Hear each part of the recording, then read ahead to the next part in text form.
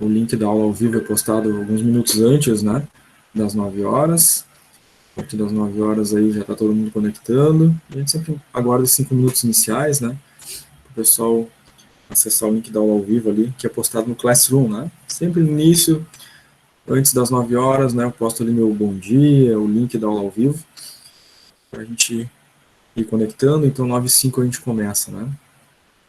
Hoje a gente trata dos conteúdos da aula 7 e 8, né, correspondentes à aula 7 e 8 da apostila de Direito e Legislação, que é o conteúdo de Direito do Consumidor e Direito do Trabalho. É o último conteúdo dessa disciplina, né. E aí, na próxima sexta-feira tem a prova final, né. Então, na próxima sexta-feira não tem aula ao vivo, na próxima sexta-feira apenas a prova, né. Então, vamos dando início, relembrando sempre o nosso calendário. Uma prática que a gente tem, né. No início de cada aula, a gente relembra esse calendário. Esse calendário foi tratado, né. Uma das partes, né, que compôs a nossa aula inicial lá com o contrato pedagógico. A gente falou no contrato pedagógico, no vídeo lá, todos os elementos que compõem a nossa disciplina, como vai funcionar o Moodle, como funciona o Classroom, o trabalho disciplinar, as avaliativas no Moodle, a prova final, tudo, né, lá naquele vídeo do contrato pedagógico. E sempre em todas as aulas a gente relembra que está lá, se alguém não lembra, assista lá, se alguém não assistiu, já passou da hora de assistir, né, foi na primeira aula isso, e o vídeo está disponível ali no Classroom, na aba Atividades, não só o vídeo do contrato pedagógico, mas os vídeos de todas as aulas anteriores, né, inclusive de hoje, depois de convertido, vai ser disponibilizado para vocês ali também. Da mesma forma os slides, né, os slides de todas as aulas também são disponíveis ali na barra Atividades, no tópico Slides, né, slides das aulas ao vivo. Então, início de cada aula a gente sempre relembra esse calendário, então vamos relembrá-lo. Dia 12/2 foi a nossa primeira aula, né? Das 9 ao meio-dia a gente teve o conteúdo da aula 1 e 2, claro que antes do conteúdo da aula 1 e 2 a gente teve o quê? O contrato pedagógico, a gente tratou de tudo. Processo avaliativo, Moodle, Classroom, prova, trabalho disciplinar, avaliativas no Moodle para fazer, né? Dia 19/2, a gente teve conteúdo da aula 3 e 4. Vocês sabem que a nossa divisão de aulas, né? Na primeira parte de cada aula a gente tem conteúdo, aí depois a gente tem um intervalo de 15 minutos, depois do intervalo a gente tem a chamada, é ao vivo, eu chamo o nome, né? Abro a chamada, vocês respondem, ao vivo a chamada, bom dia, Wagner. E depois da chamada a gente tem atividades de aula, exercícios, ali no Classroom, né? Faz parte do processo ensino-aprendizagem, faz parte do conteúdo da aula, que é das 9 ao meio-dia. Então, a aula é dividida em 2 momentos. Primeiro momento, conteúdo. Segundo momento, são exercícios, atividades no Classroom. Tá? Exercícios, atividades. Relembro, as atividades avaliativas da N1 ocorrem no Moodle, conforme a gente tratou lá no nosso contrato pedagógico. Dia 26/2, sexta-feira passada, a gente teve o conteúdo da aula 5 e 6. O mesmo processo, né? Primeira parte, conteúdo, segunda parte, exercícios, né? E hoje, 5/3, aula 7 e 8, a gente vai ter o conteúdo, então, do direito e legislação, né? Da aula 7 e 8, que é o direito do consumidor e o direito do trabalho. No primeiro momento da aula, teoria, né, a respeito, né? Espaço para dúvidas, perguntas de vocês. Depois, intervalo, volta ao intervalo, atividades, exercícios no Classroom que vão até o meio-dia. Vocês lembram que lá no contrato pedagógico e em cada uma das aulas anteriores, a gente lembrou que cada uma dessas semanas corresponde a uma atividade avaliativa lá no Moodle, né? Então, semana 1 tem atividade avaliativa 1, semana 2, atividade avaliativa 2, semana 3, atividade avaliativa 3, semana 4, atividade avaliativa 4. Um ponto cada um. São 4 pontos de atividades avaliativas lá no Moodle. Moodle ead.qi.edu.br. E foi informado, né, a vocês que tem prazo para fazer cada uma das avaliativas. E os prazos estão no guia do aluno.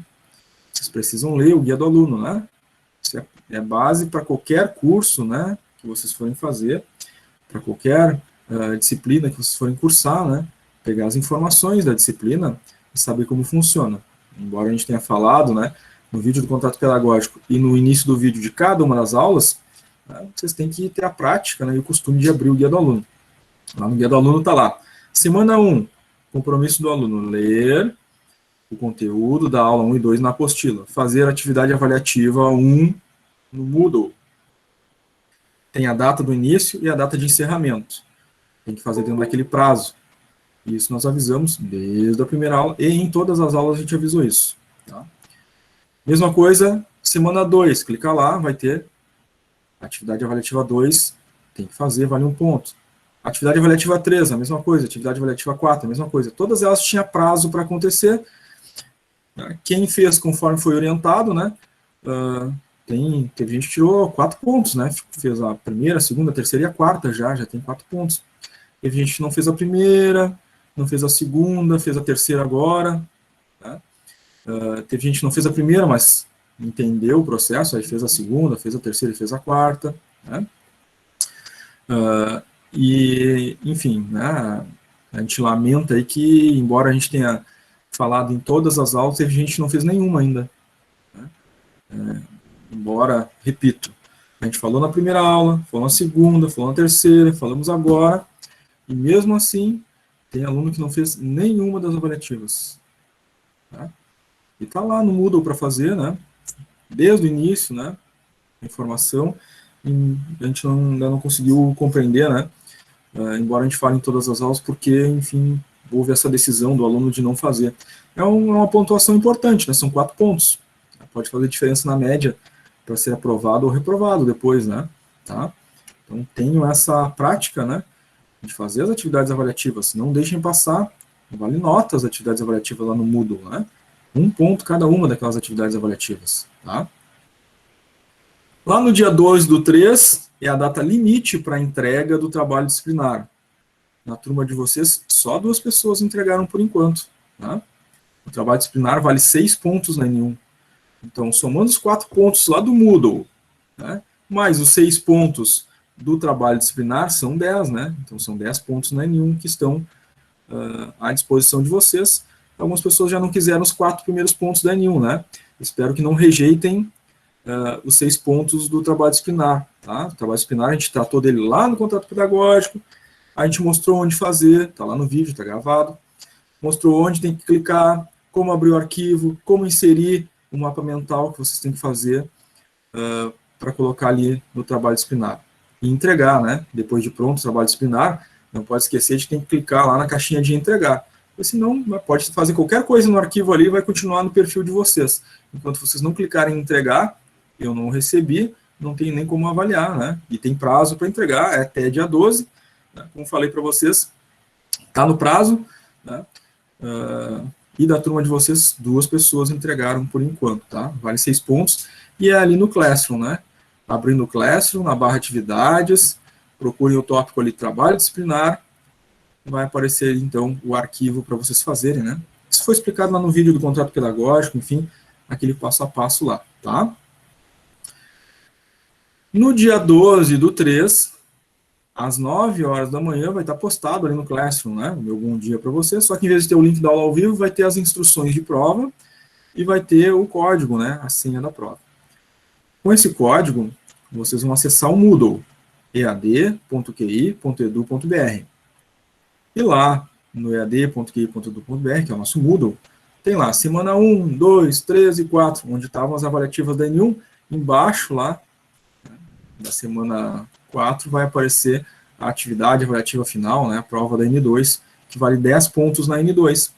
Vocês vão clicar nela, ela vai pedir o código, né, que foi informado ali no Classroom, vocês vão inserir o código e vão ter acesso à prova. São 10 questões objetivas, vocês resolvem as 10 questões, clicam em salvar e enviar, e ela já automaticamente vai dar a nota de vocês na N2. Então, N1, 10 pontos, 4 do Moodle, 1 do trabalho, 10 pontos na N1. N2, prova final, 10 pontos. Média final, N1 mais N2 divididos por 2.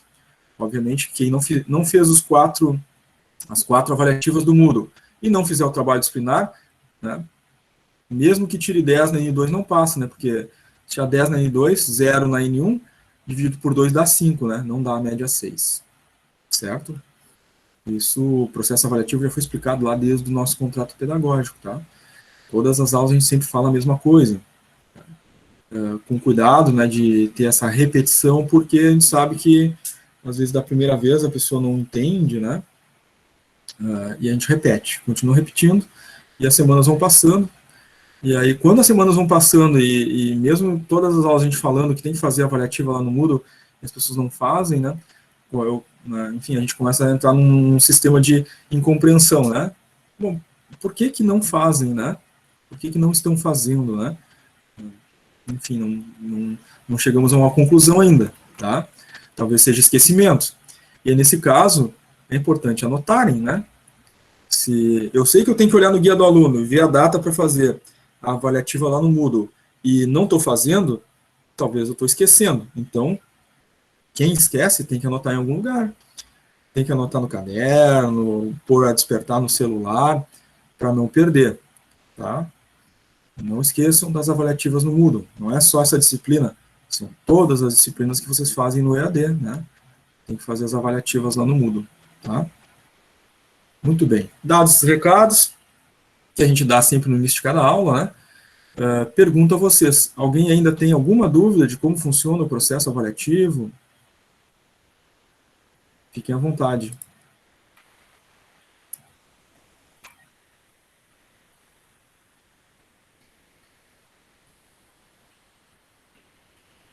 Daniel, Daniele, Emanuele, Gabriele, Ingrid, João, Juliana, Leonardo, Luísa, Milene, Wagner. Vocês têm alguma pergunta sobre o processo avaliativo? Está tranquilo para vocês?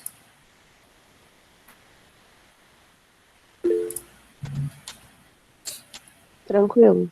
Tranquilo? Emanuele mandou tranquilo, a Daniele também mandou tranquilo no chat, o Leonardo também mandou tranquilo, a Milene também mandou um tranquilo, o Wagner também mandou um tranquilo, a Luísa também mandou um tranquilo. Muito bem, gente. A Juliana também mandou um tranquilo no chat. Legal. Então, dados esses recados iniciais... o Daniel levantou a mão ali, quer falar, Daniel? Não, como ver como manda o trabalho no contrato pedagógico, né? Falou que a gente tem como ver ali como enviar o trabalho. Isso. Tá? Foi explicado lá no vídeo do contrato pedagógico. Mas em linhas gerais, tá?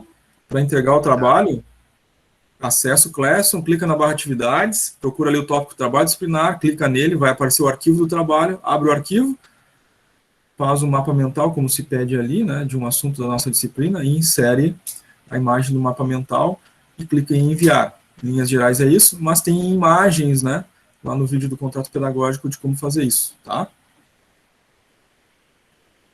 Certo, Daniel?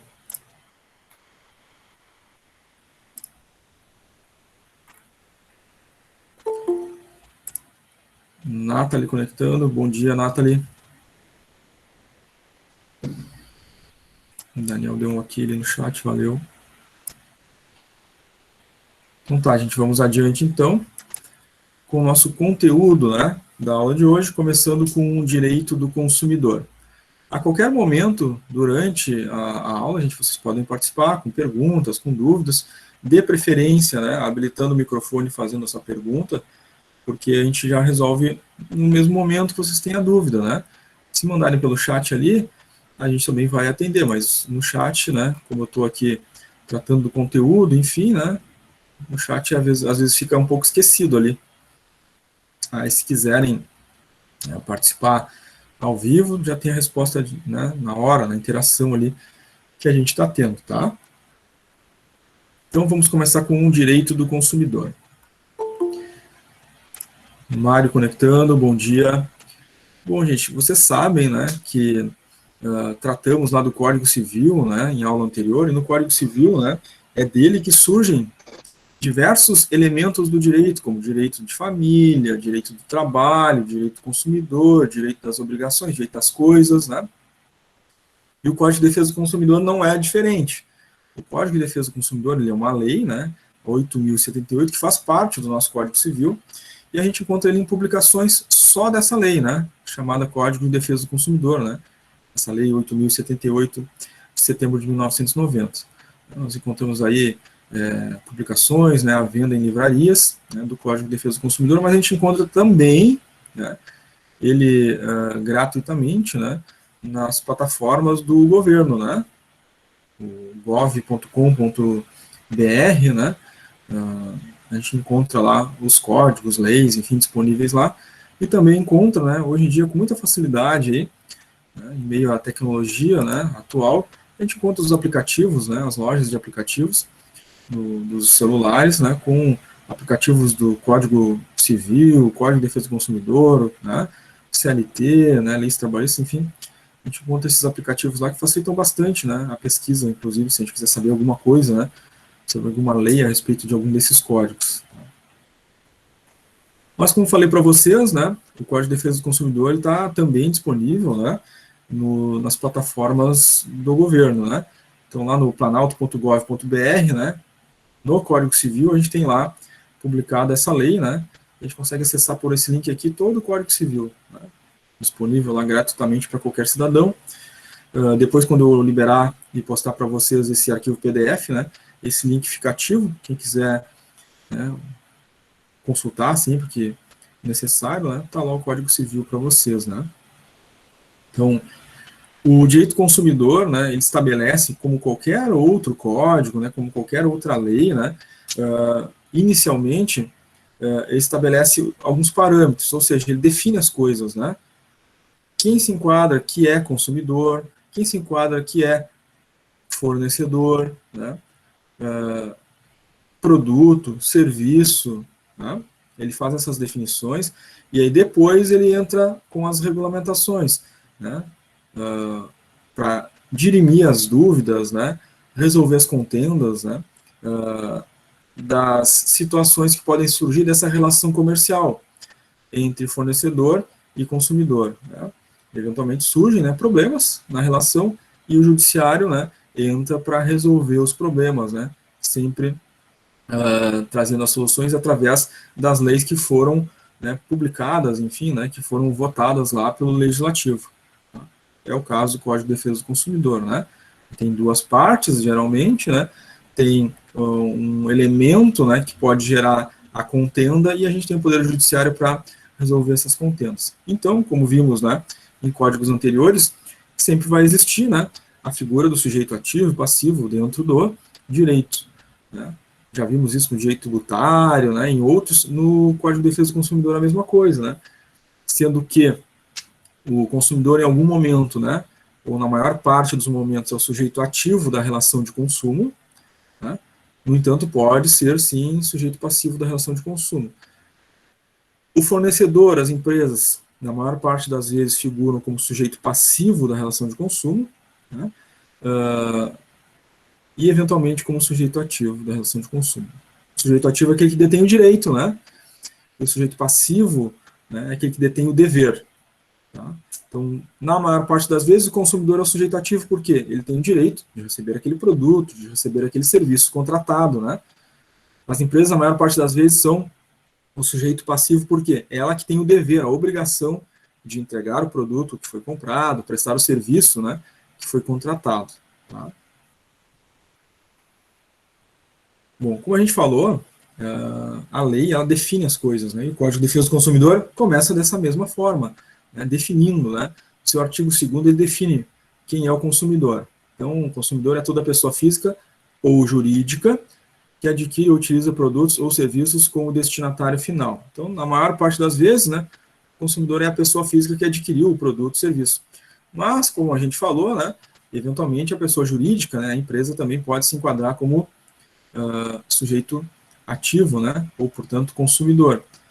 Em que situações? Né, em que ela seja destinatário final, né? A empresa não está comprando para revender, se ela está revendendo a fornecedor. Então, se ela está comprando para compor a sua estrutura da empresa, ela é o destinatário final, vai ser usado na empresa, ela não vai vender aquilo. Ela comprou o balcão para sua recepção, comprou estofados para recepção, comprou uma TV para pôr na recepção, né? Itens de decoração. Ela está comprando essas coisas não é para revender, é para compor a estrutura da empresa. Então, ela é destinatário final. Nesse caso, ela é consumidor também, tá? E aí ela está resguardada pelo mesmo código, né? O Código de Defesa do Consumidor. Agora, se ela compra para revender, né? Uma loja compra TVs, né? Balcões, armários, né?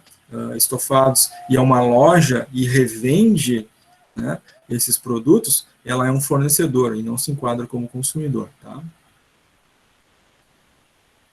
Artigo 3º, o código define agora quem pode se enquadrar como fornecedor, tá? Então, fornecedor, toda pessoa física ou jurídica. Então, em geral, né, as pessoas jurídicas, na maior parte das vezes, são os fornecedores, né? A pessoa passiva da relação de consumo.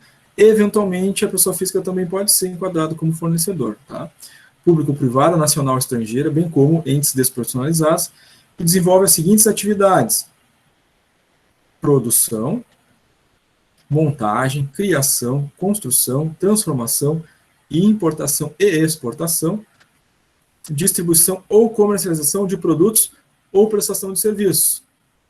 Então, qualquer tipo de ação dessas, né? Uma indústria que produz, né, um carro, né?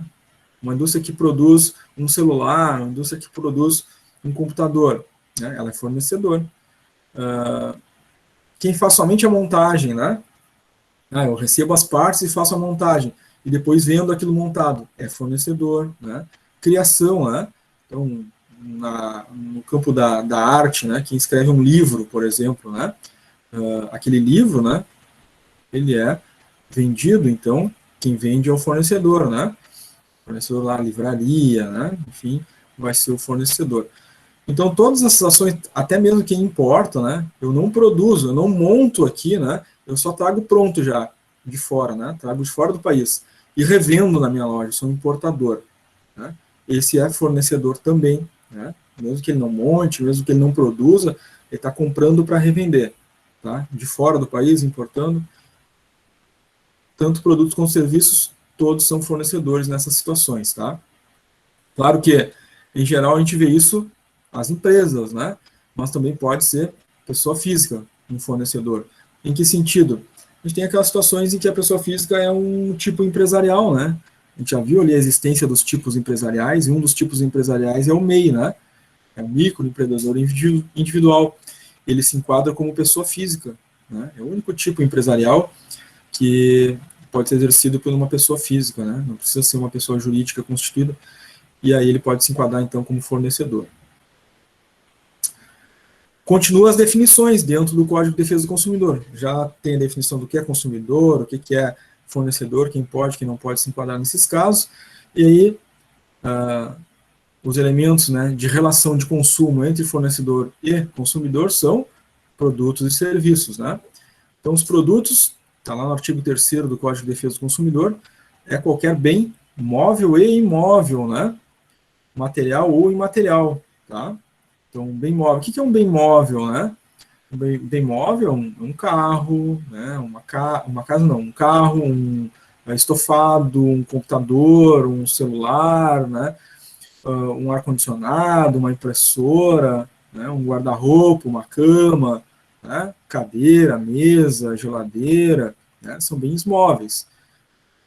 Bem imóvel, é um terreno, é um apartamento, é uma casa. Então, o produto pode ser bem móvel ou imóvel, né?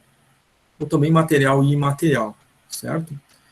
O serviço, qualquer atividade fornecida no mercado de consumo, que mediante remuneração, ou seja, é pago, né? Não é um serviço gratuito, inclusive de natureza bancária, financeira, de crédito, enfim, tá? Prestações de serviços, né?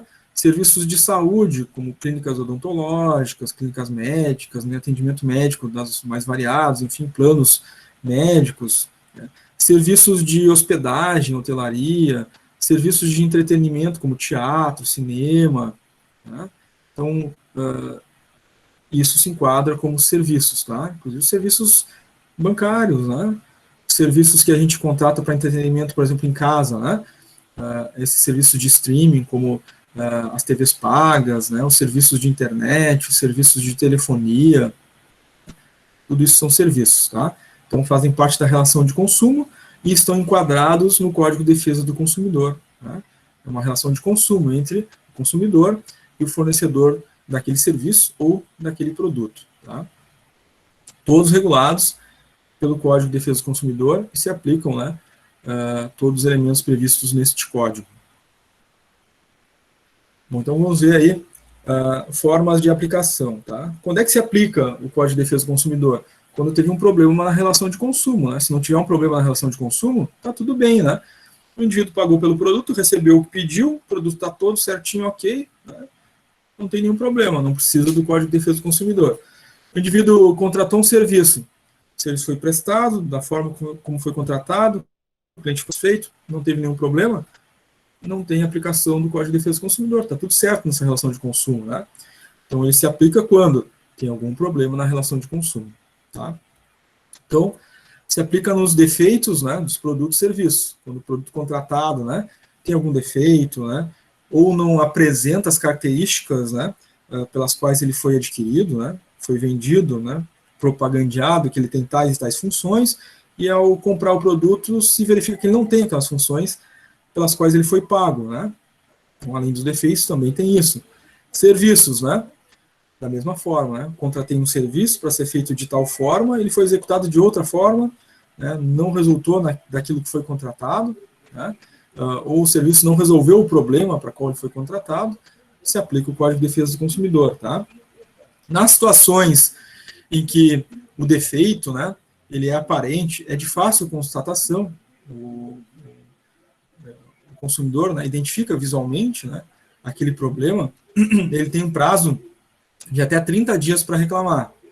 Então, comprei o celular, abri a caixa, ele estava com a tela rachada. Então, é de fácil constatação. Eu visualizei, tá ali o problema, eu tenho 30 dias para fazer a reclamação. Tá?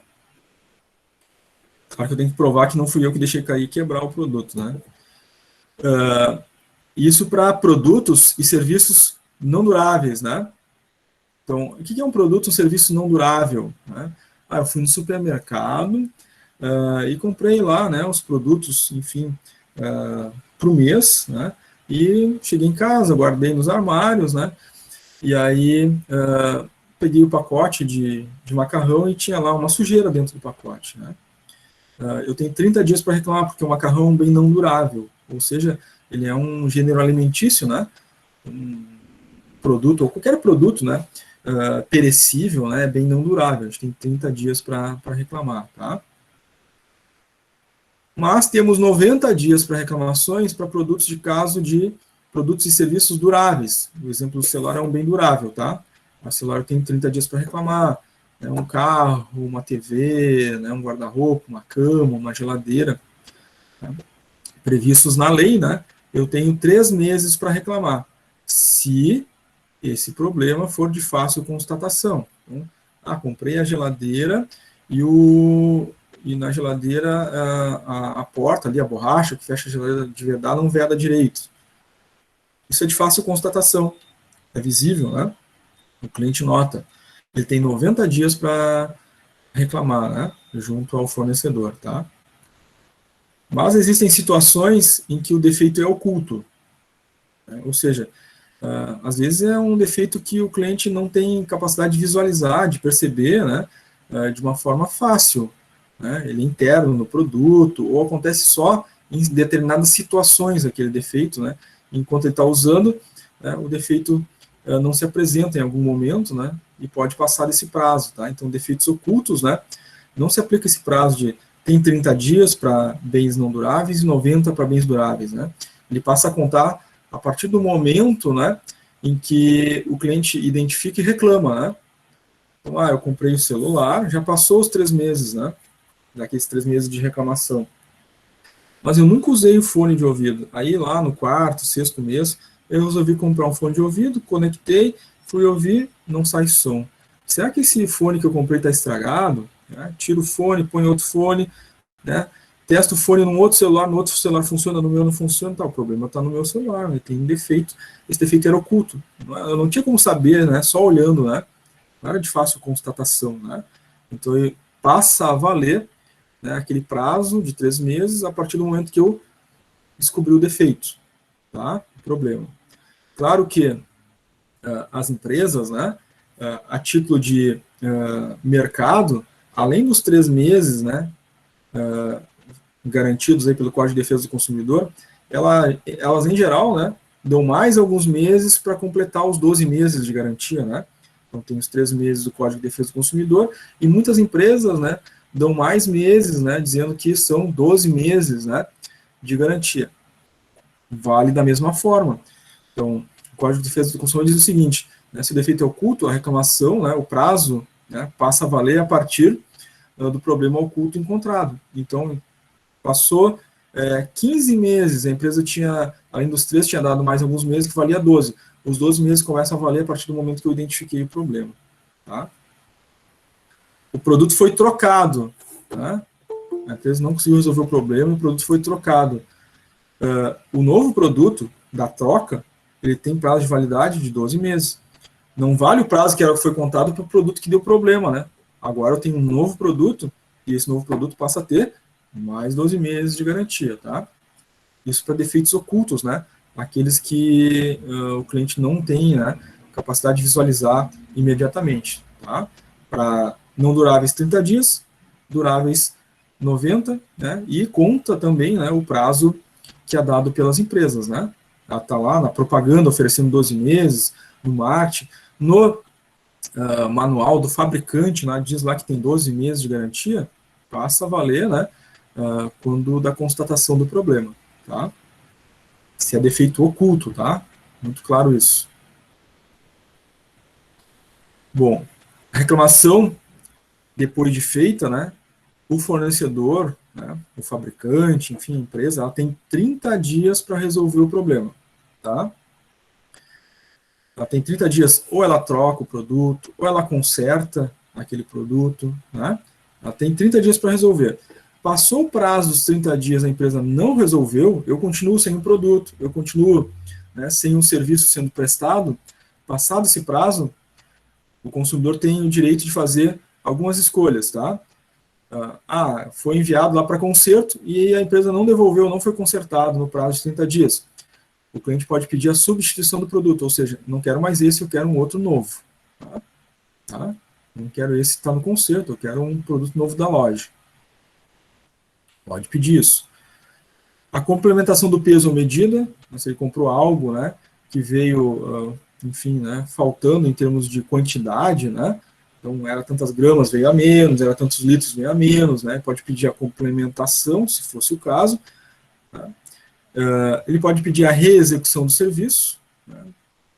Ele pode pedir a devolução do dinheiro, ou então o abatimento do preço. Pode escolher qualquer uma dessas aqui. Está previsto nos artigos 19 e 20 do Código de Defesa do Consumidor. O fato é que as empresas, muitas vezes, né, não fazem muita questão, né, de que o consumidor aí tem esse entendimento, saiba disso, né, e quando o consumidor pede, né, a empresa, né, tenta se eximir e muitas vezes, né, o consumidor tem que recorrer à justiça para fazer valer, né, esses direitos. E aí, como é direito, como está na lei, né, a justiça vai olhar, vai dizer assim, cumpra-se, né, porque está na lei, tá? Mas às vezes vai ter que entrar alguma ação porque a empresa, né, fica se eximindo, né, de devolver o dinheiro, muitas vezes, passado o prazo de 30 dias após a reclamação, né, e a tentativa de consertar o produto, tá?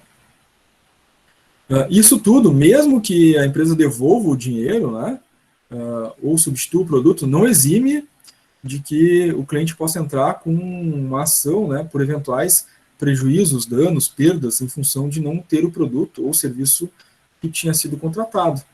Às vezes o indivíduo comprou um produto para trabalhar, né, comprou um produto em relação em função da saúde, né, e o produto estragado, né, pode ter prejudicado a saúde dele ou de terceiros, né, e aí cabe indenização também, né? Então, além da substituição do produto e devolução do dinheiro, cabe, né, a ação judicial em relação à indenização por perdas ou danos no juizado especial civil. A gente vai falar dele na sequência aqui, né, para aquelas causas que são inferiores a 40 salários mínimos, tá? Então, o juizado especial civil, né, então ele entra para essas situações, né, em que o Código de Defesa do Consumidor não é cumprido ou respeitado pelas empresas, né, e também mediante situações em que, mesmo substituindo o produto, mesmo devolvendo o dinheiro, né, houve algum tipo de prejuízo, né, a esse consumidor, que não pôde ser sanado, né, pela simples devolução, né, do dinheiro ou troca do produto, né, danos à saúde, né, e outras situações que possam ter ocorrido. Tá? Então, existe aí o Juizado Especial Civil, né, que foi criado em 95, com o intuito de ser rápido e gratuito, né. Ele busca a solução das causas entre 1 a 3 meses, né, pode passar um pouquinho às vezes, mas essa é a média, né, até 3 meses, e ele tem essa característica da gratuidade, né. Na justiça comum, né, tem que pagar as custas do processo, né, tem que pagar advogado. No juizado especial civil, né, até 40 mil reais, né, ela é gratuita, tá? Até 20 mil reais, além de gratuito, né, ela pode ser ajuizada sem a necessidade da contratação do advogado.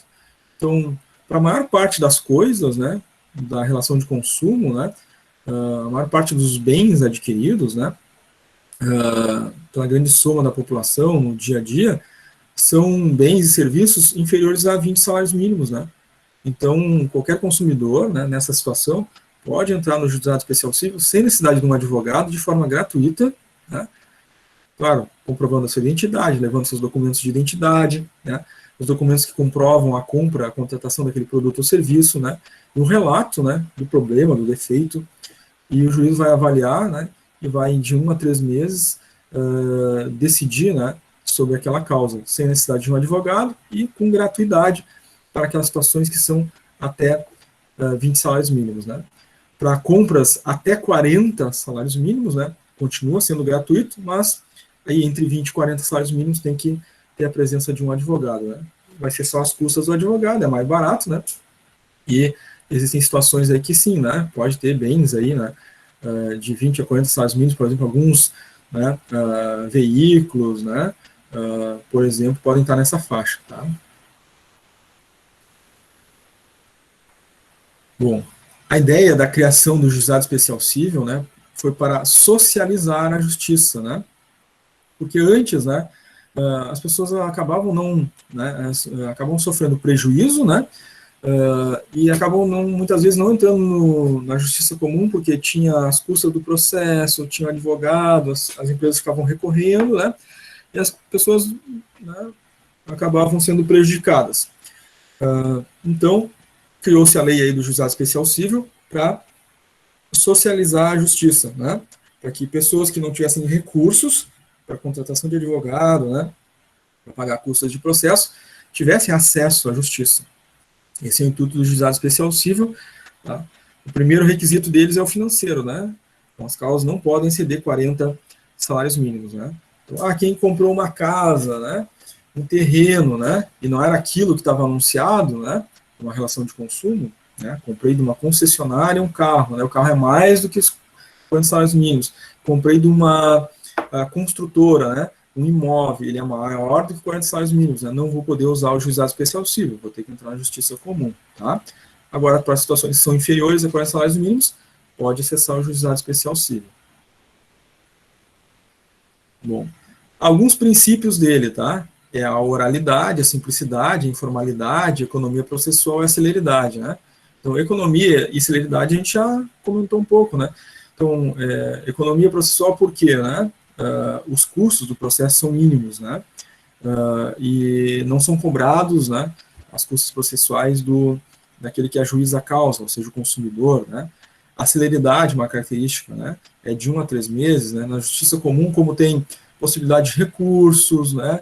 Enfim, né, esse processo pode, né, levar 1, 2, 3 anos, às vezes até mais, dependendo, né?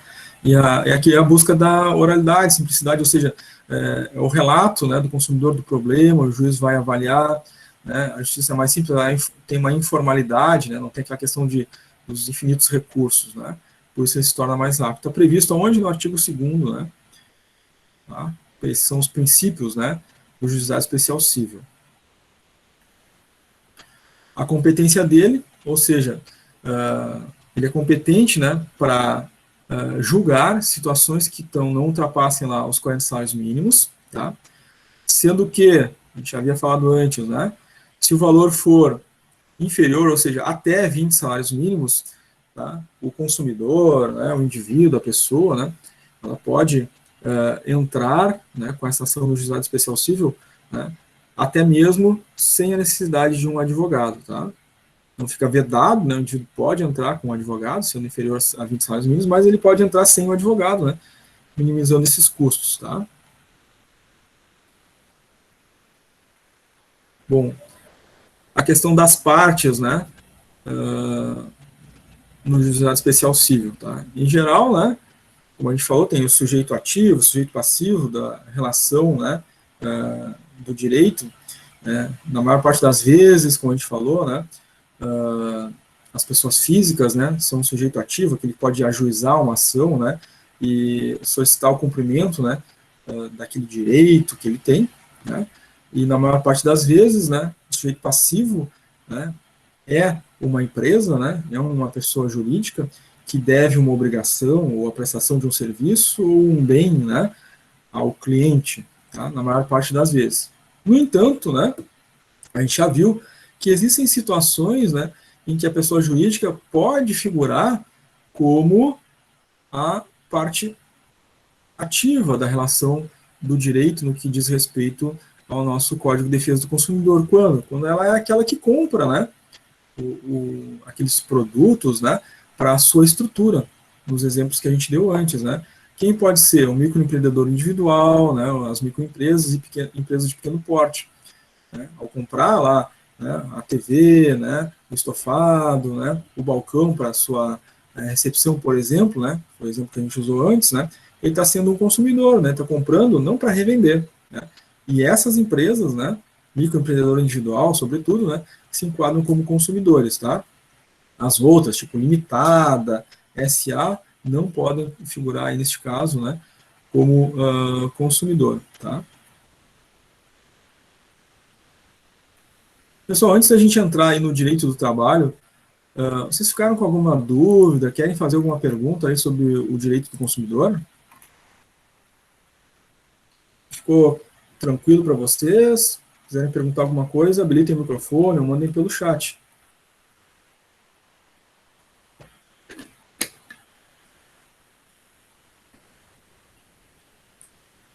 A Gabriele mandou tranquilo ali no chat.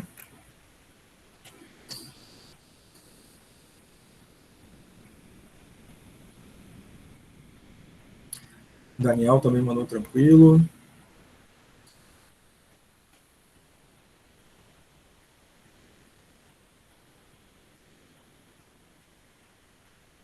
Ok, gente, está tranquilo para vocês. Se ninguém tem perguntas sobre o direito do consumidor, vamos adiante.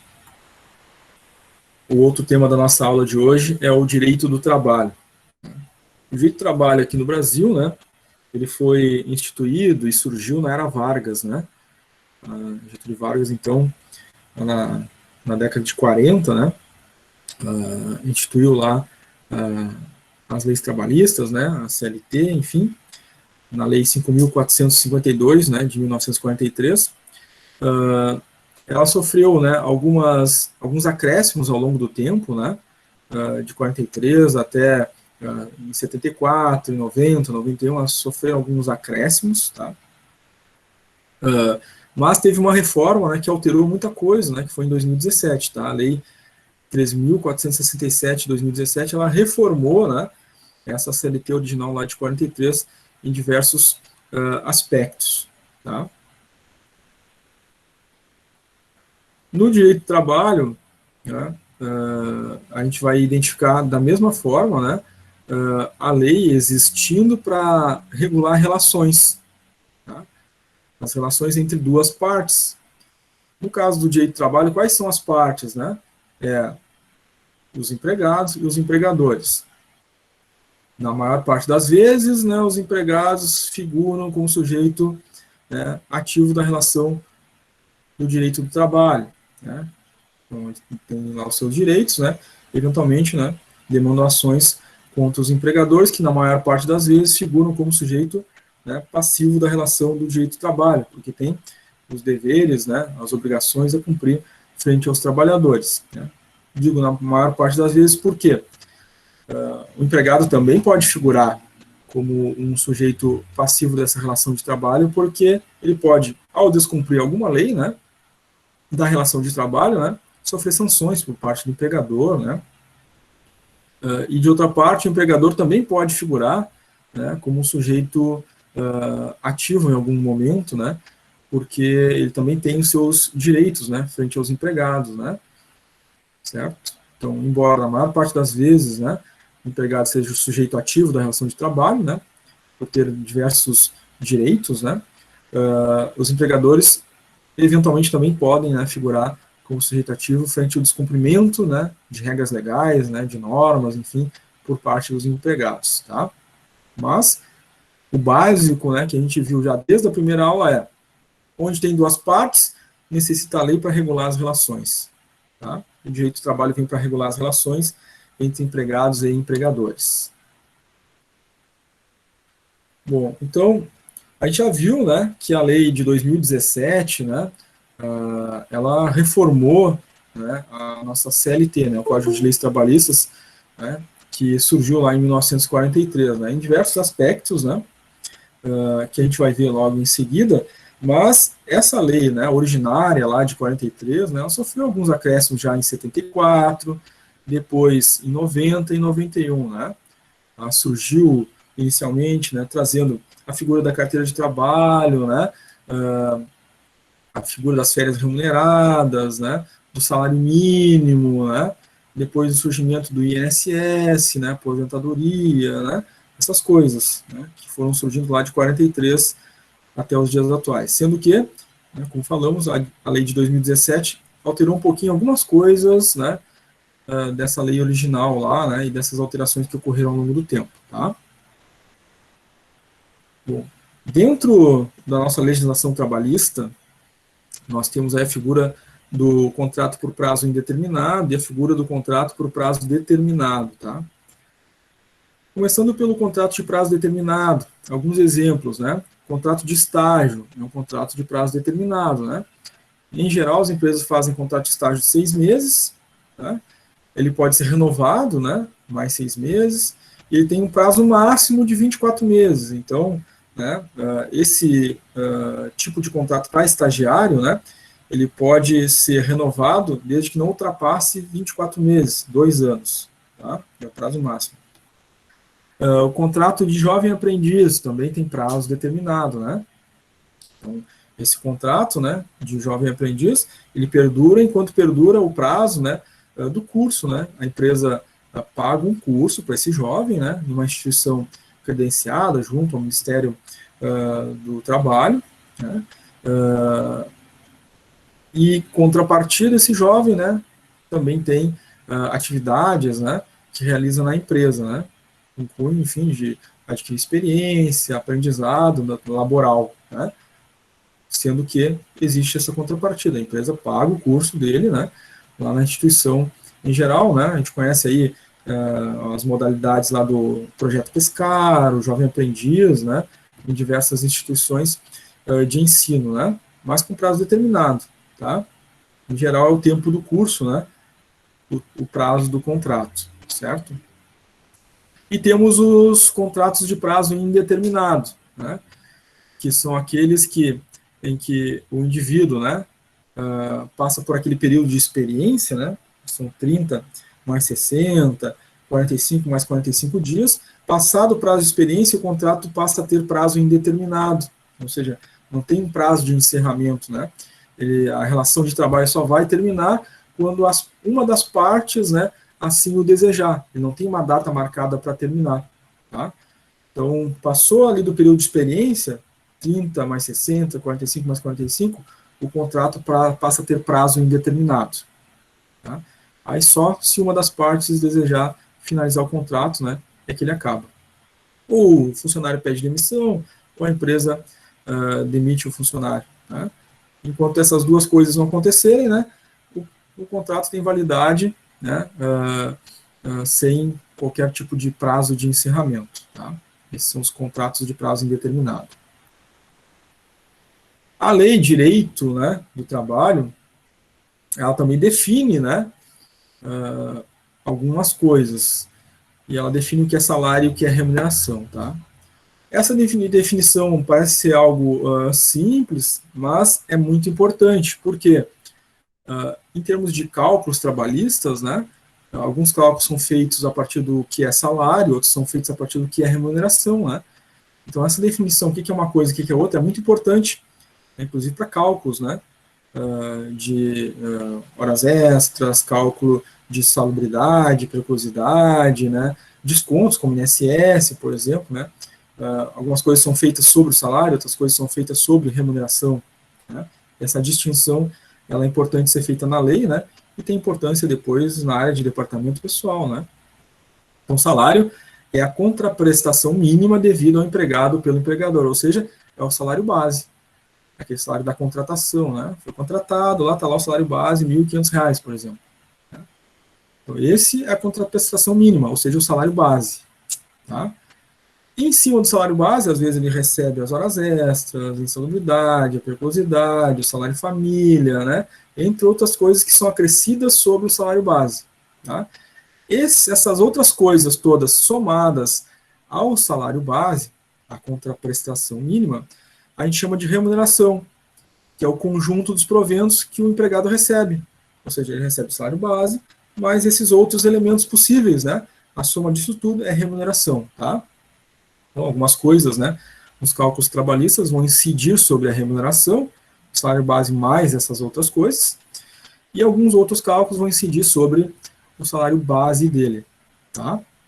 Quem for fazer ainda no primeiro ciclo, né, a disciplina de administração de RH, vai se deparar com esses cálculos, né? Quem já fez já lembra disso, né? E quem for fazer no segundo ciclo, né, o curso de RH, vai ter a disciplina de departamento pessoal, né, e vai conviver bastante com esse conceito também. Bom, uma coisa que se alterou e que surgiu, né, na reforma trabalhista de 2017 foi o contrato de trabalho, né, intermitente. Tá? Então, o que a gente conhece, né, é o trabalho contínuo, né, pessoa contratada, todos os dias ela vai para a empresa, executa o seu trabalho, né, ou ela, hoje em dia, né, todos os dias ela faz o seu trabalho, às vezes em home office, né, mas todos os dias ela presta serviço para aquela empresa, né, e todas as horas de trabalho são computadas e pagas, né, durante esse tempo. No trabalho intermitente, né, ele não é contínuo, ou seja, né, intermitente significa hora trabalha, hora não trabalha, hora trabalha, hora não trabalha. Hora trabalha é remunerado por aquele horário trabalhado. Hora não trabalha, aquele trabalho não é remunerado. Tá? Ou seja, a subordinação não é contínua. Né? Então, o indivíduo foi chamado lá, foi contratado pela empresa, contratado por, né, contrato intermitente, ele foi chamado lá pela empresa, olha, essa semana chegou matéria-prima, a gente tem 7 dias de trabalho aqui, ele vai lá, trabalha aqueles 7 dias, né, e recebe, é pago por esses 7 dias. E aí, volta para casa. Né? Aí passou 15 dias, passou 20 dias, chegou mais matéria-prima lá na empresa. A empresa chama ele, olha, tem aqui mais trabalho para ti, tem mais 10 dias, ele vai receber pelo quê? Pelos dias que ele tiver trabalhado, tá? Pelos dias que ele está em casa, sem trabalhar, não tem trabalho, não tem remuneração, tá? Sendo que esse tipo de contrato permite que o trabalhador, né, ele tenha diversos contratos, né, com diversas empresas. Tá? Então, ele pode preencher a sua carga horária, né, de acordo com os seus contratos, né, com diversas empresas. Tá? Isso é muito pouco utilizado, né, embora esteja presente aí na nossa reforma trabalhista, pela maior parte das empresas, né, praticamente é inutilizado, tá? Eventualmente a gente pode encontrar situações que se aplicam, que as empresas podem usar, como, por exemplo, empresas de projetos, né, ou empresas da área da construção civil, né, vai ter um período de trabalho, depois não tem mais, aí depois vem uma nova construção, né, ou uma empresa de projetos ou de tecnologia, né, que pode adotar mais, enfim, né, inteligência, esse tipo de trabalho. Mas para a maior parte das empresas, né, eu diria que algo talvez em torno de 90% ou mais, né, é trabalho contínuo, né, e aí as empresas acabam não adotando esse trabalho intermitente, né, certo? Mas tem previsão legal agora aí na reforma de 2017. Extinção do contrato de trabalho. Né? Antes da reforma, a gente tinha ali duas situações, né, basicamente. Se o funcionário pedisse a sua demissão, né, ele não podia sacar o FGTS, né, ficava aquele valor retido lá, não tinha multa dos 40% sobre o FGTS, não podia encaminhar o seguro-desemprego, ia receber, né, saldo de salário, né, saldo de férias, o saldo de 13º salário, né, e acabou o contrato. Se a empresa demitisse ele, né, sem justa causa, ele recebia lá, né, o seu saldo do fundo de garantia com uma multa de 40%, né, entrada no seguro-desemprego, né, aviso prévio indenizado, né, recebia saldo de salário, saldo de férias, né, saldo de 13º salário, né, todas as verbas trabalhistas. E tem ali dentro dessa situação que a empresa demite funcionário, tem uma outra situação que é a demissão por justa causa, aí não recebe nada, só saldo de salário, né, e não recebe FGTS, nem multa, né, nem outros elementos. No entanto, com a reforma trabalhista, né, a reforma tentou entrar numa outra coisa que acontecia, né, então, a gente tinha essas duas situações, mas a gente tinha também situações que estavam fora da lei, ou seja, o funcionário tinha uma boa relação com a empresa, né, e ele queria sair, enfim, por algum motivo qualquer, e entrava num acordo, né, de palavra ali com a empresa. Então, o funcionário, tu me demite, eu não quero mais continuar, né, aí tu me demite, eu vou ter acesso ao seguro-desemprego, mas eu te devolvo a multa dos 40% do FGTS. Então, isso era feito dessa forma, né, verbalmente entre os dois, né, empregado e empregador, quando isso, né, tinha, assim, enfim, uma relação entre as partes ali, né, amigável. E a lei, né, tentando regular isso, né, criou outra figura, né, em que o indivíduo, né, através da lei, né, pode pedir, enfim, esse acordo, né, e esse acordo é regulado pela lei agora, tá? Então, o funcionário tem uma capacidade de ter acesso, né, aos 80% do FGTS, porque se ele pedisse não teria, né? Então, no acordo ele pode pedir e pedir esse acordo com a empresa, ele vai ter acesso a 80% do FGTS, mas não vai ter acesso ao seguro-desemprego, por exemplo, tá? Então, isso entrou na lei, né, como uma forma, né, de regular essa situação que acontecia fora da lei, tá? Bom, convenções coletivas e acordos coletivos de trabalho, né? Agora eles têm prevalência sobre a lei, né?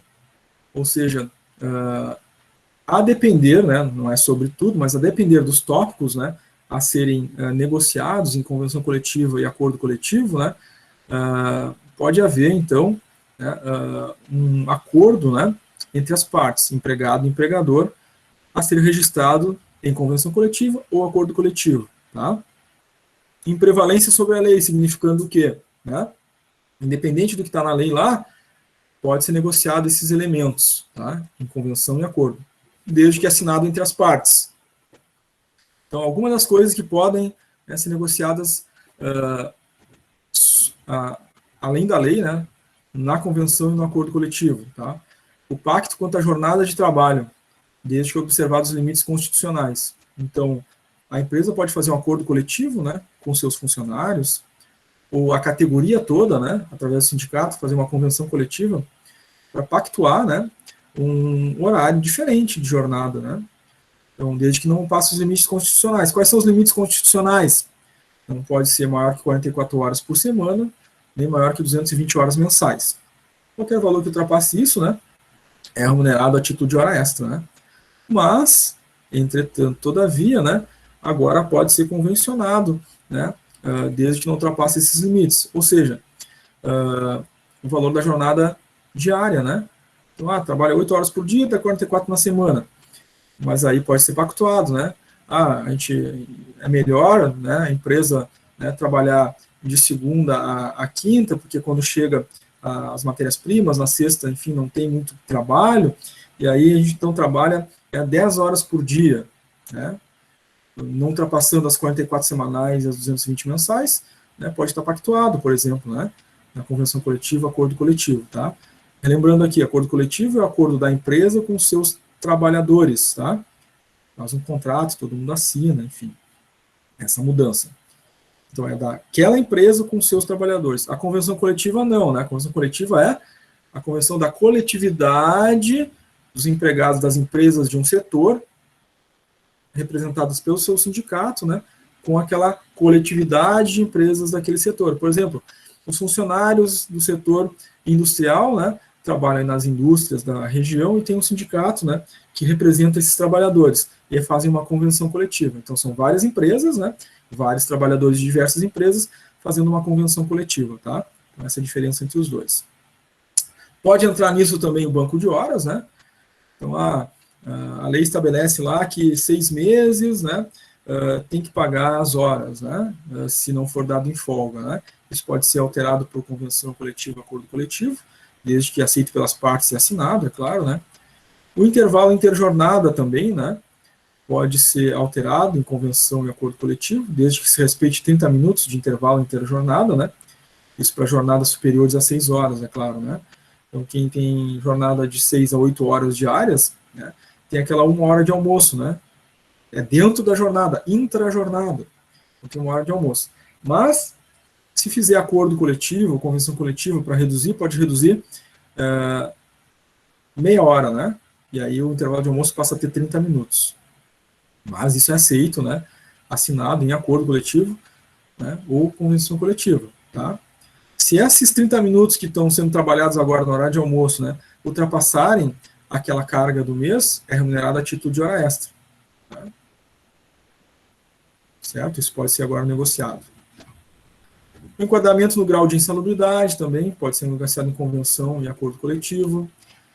A prorrogação da jornada de trabalho em ambiente insalubre também, porque antes, né, qualquer hora extra, por exemplo, em ambiente insalubre, né, as empresas pediam, né, autorização, né, ao Ministério do Trabalho, aos sindicatos, por exemplo. Né. Agora não, ela pode fazer hora extra sem pedir essa autorização. Né. Se no ambiente insalubre, né, a pessoa trabalhava 8 horas por dia, não podia trabalhar mais do que as 8 horas. Né. E se eventualmente a empresa quisesse fazer 1 hora ou 2 horas extras, né, para esses trabalhadores em ambiente insalubre, ela tinha que pedir autorização do Ministério do Trabalho. Agora não mais. Claro que isso previsto, né, em convenção acordo coletivo. Prêmios de incentivo, participação nos lucros, né, isso também fica em acordos, né, e convenções coletivas, né, negociado entre as partes, trabalhadores e empresas, né, de forma direta no acordo coletivo ou de forma geral, né, entre empresas e trabalhadores daquele setor na convenção coletiva, né, realizada pelos sindicatos. Bom, a norma, né, as normas, né, legais, né, em termos de hierarquia, sofreram alteração com a reforma. Né. Antes da reforma de 2017, né, em termos de hierarquia, primeiro vinha em função de importância, tá? Primeiro era a convenção coletiva, ou seja, aquela coletividade de trabalhadores daquele setor, aquela coletividade de empresas via, né, sindicatos. Depois vinha, né, em segundo, em termos de importância hierárquica, né, de prevalência, o acordo coletivo, daquele grupo de trabalhadores com aquela empresa própria, né. E em terceiro vinha o contrato individual de trabalho, em termos de prevalência, tá? Então, né, de superioridade legal, né? Primeiro, segundo, terceiro. Com a reforma, mudou a seguinte sequência, né? Antes vinha a convenção, agora com a reforma, primeiro vem o acordo coletivo. Ele é mais importante do que o segundo lugar aqui, que é a convenção coletiva. E em terceiro, continua o contrato individual de trabalho. Então, no que muda isso, né? Vale mais, tem mais importância, né? Força legal, força de lei, aquele acordo que é feito entre aqueles funcionários daquela empresa com aquela empresa. Né? Independente de que a convenção coletiva feita pela categoria geral, né, com todos os trabalhadores daquela categoria, tenha dito. Né? Então, primeiro vem o acordo coletivo, depois a convenção coletiva. Essa foi a maior mudança, né, aí na hierarquia do contrato de trabalho. Tá?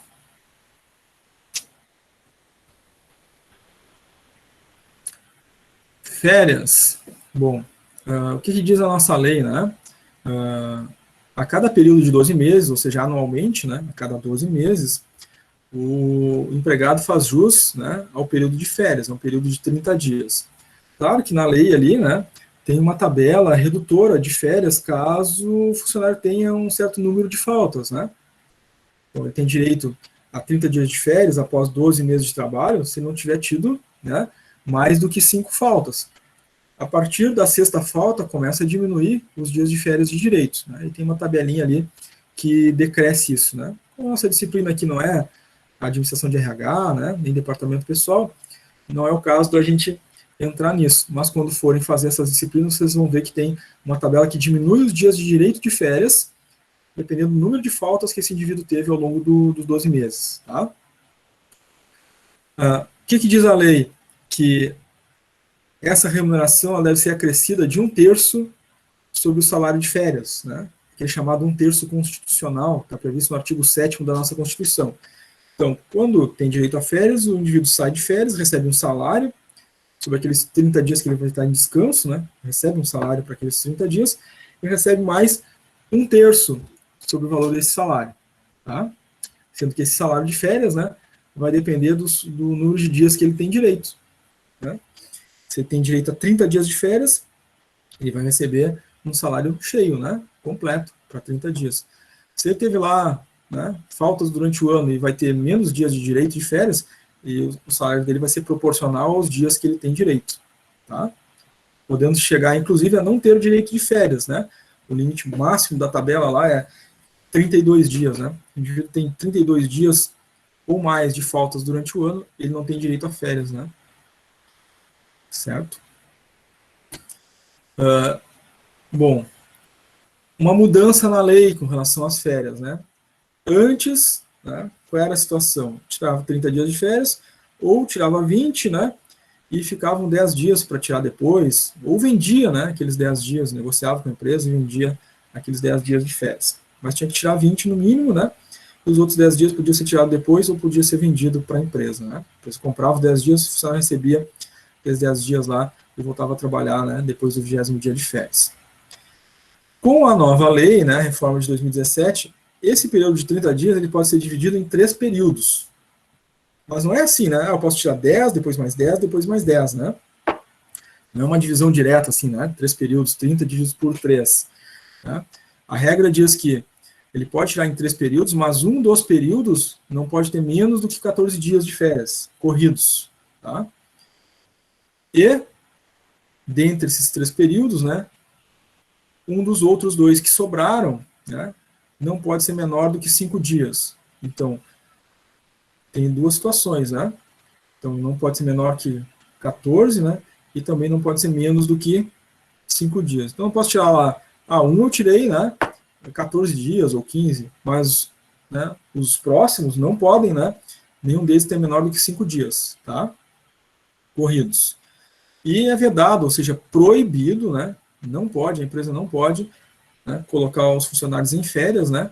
Em véspera de feriado, em véspera de final de semana, quando há folga no final de semana, ou em véspera de folga do funcionário, né, do repouso semanal remunerado dele. Tá? Então, isso precisa ser feito, né? Para entrar de férias tem que ser com 2 dias de antecedência dos feriados, ou 2 dias de antecedência do dia de folga, né, desse funcionário. Tá? Então, vai ter Natal na sexta-feira e vão colocar os funcionários de férias na quinta, dia 24. Não pode, tem que fazer isso 2 dias antes. Né? Então, lá no dia 23, né, é a data limite para colocar de férias. Né? No dia 24 não pode, né? Tem que ser 2 dias antes do feriado. Tem um feriado de Natal no dia 25, quinta-feira. Aí sexta-feira, dia 26, seria dia útil. Então vão dar as férias no dia 26. Também não pode. Tem que ser com 2 dias de antecedência ao descanso do funcionário. Se ele descansa no sábado, domingo, né, não trabalha sábado, domingo, é o descanso remunerado semanal dele, né? Não pode, tá? Mas o funcionário não folga no domingo, né? Ele trabalha no domingo, a folga dele é na quarta-feira. Então não pode botar ele de férias na terça, por exemplo, né? Tem que ser com 2 dias de antecedência, tá? Processo trabalhista também mudou, né? Nessa regra de 2017. Antes os trabalhadores, né, não tinham custas, né, processuais, periciais, né? Ou seja, ele podia colocar no processo, né, qualquer pedido, né, mesmo que não fosse real, né? Então, ele não fazia hora extra, mas coloca na justiça e diz, eu fazia, né? Tem empresa que se vire para provar, né? Que eu não fazia. Se a empresa conseguisse provar, né? Ok, né? Eu pedi, não ganhei, né? E não tinha custo nenhum, tá? Agora, com a nova lei trabalhista, se o funcionário colocar a empresa na justiça, né? E pedir coisas que ele não consegue provar, né? Ele vai ter que pagar os custos do processo. Então, ele só pode colocar, claro, né? Tudo aquilo que for real e que ele possa provar que aconteceu, né? Se não conseguir provar, não for real, né? Ele vai perder a causa e vai pagar os custos do processo. Essa foi uma mudança que aconteceu na lei de 2017. Muito bem, gente. Vocês têm alguma pergunta, alguma dúvida que gostariam de fazer sobre o direito do trabalho, antes da gente entrar no nosso intervalo? Como é que ficou para vocês?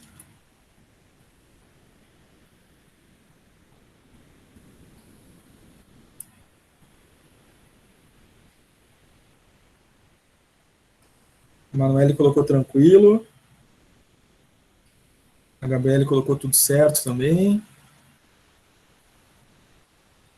O Daniel também colocou um tranquilo aí no chat.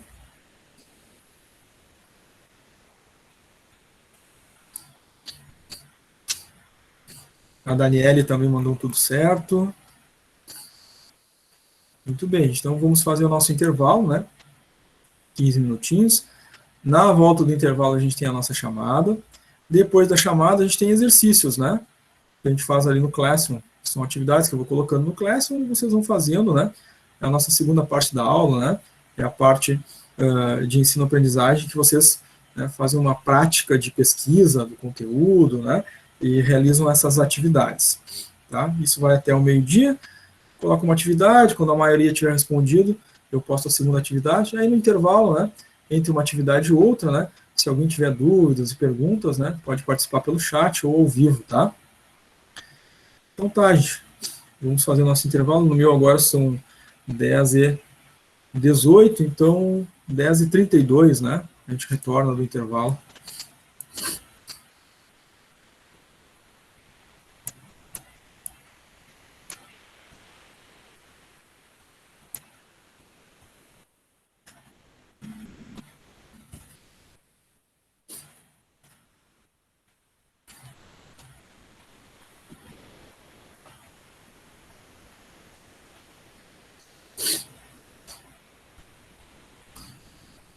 O Mário colocou ali no chat, preciso de mais informação de férias, porque ele está na volta do intervalo, tu faz as tuas perguntas, qual seria a tua dúvida sobre férias, tá, Mário? A gente entra no intervalo agora e na volta, depois da chamada, a gente vê qual seria a dúvida, tá? Combinado?